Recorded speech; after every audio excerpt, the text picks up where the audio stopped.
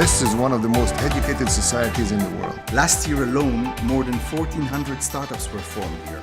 We are home to more than 350 R&D centers for global high-tech companies. And this isn't happening in Silicon Valley. It's happening right here in Israel.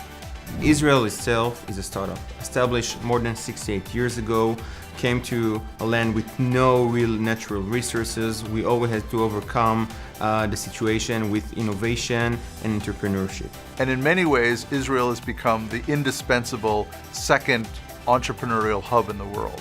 And it's also, amazingly still, a relatively undiscovered hub.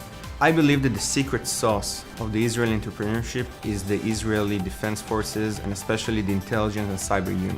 You take 18-year-olds, the brightest of the brightest, and give them the hardest challenges out there. Then you have top-notch entrepreneurs going out in the ecosystem with an experience that is second to none. Israel is the place where the ecosystem for innovation and disruptive technologies are being created. And multinational can take those ideas, those disruptions, and those innovations and translate them with their resource to a successful business's platforms. What we've tried to do in setting up the Innovation Tech Terminal is to create a virtual and a physical crossroads where corporates and startups can explore new ideas together, actually do research together. Your client may be innovating, your client may be plugged into Silicon Valley, they may be tapping or thinking about going to Israel. The key is they don't have to do it alone. And there are many different variations of how they can experience Israel through the Innovation Tech Terminal. I've known Deloitte and the Deloitte team in Israel for a long time. And now with SOSA, we've actually taken it to the next level by formally partnering up with Deloitte in order to practically connect demand and supply.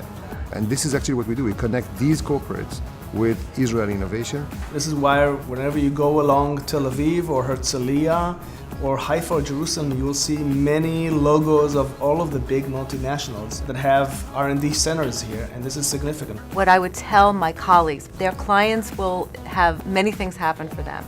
They're going to be coming to the most exciting, disruptive innovation center of the world. The experience is going to be tailor-made, customized for their client. There's going to be business results, outcomes, action items that they could take when they go back to work with their clients. You know, at the end of the day, you're going to be spending a few days with your client. It's going to be a lot of fun. We build bridges between Israel and other ecosystems, which is different because if you are in the US, it's big enough. If you're in Europe, it's big enough. If you're in Australia, you think it's big enough. Israel, there's no market. So from day one, we think global, and it's an advantage. If you're going to look for startup opportunities beyond the US, Israel really is the next port of call for companies looking at global innovation. Come to Israel and experience this ecosystem firsthand, and your life will never be the same. So reach out to your client and offer them a unique solution when facing disruption. Offer them Israel.